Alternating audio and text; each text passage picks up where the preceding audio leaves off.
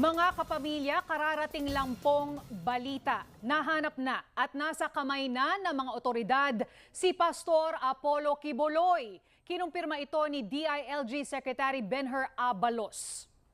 At ito po ay nangyari matapos ang 2 linggo na araw-araw na paghahanap ng mga pulis po doon sa compound ng Kingdom of Jesus Christ. Nako, mahaba-habang teleserye yung nangyari. Oo, abangan po natin yung mga report pa ni na Hernel Tocmo na nasa Davao City na kanina nandun lang sa labas ng KOJC compound. So, saan ngayon dadalhin si Pastor Apollo Quiboloy, ano? At ano yung gagawin din ng mga miyembro ng KOJC sa ganitong development, 'di ba? Yan yung abangan natin. At isa sa gustong malaman ng mga tao ay kung ito-turn over natin siya sa Amerika.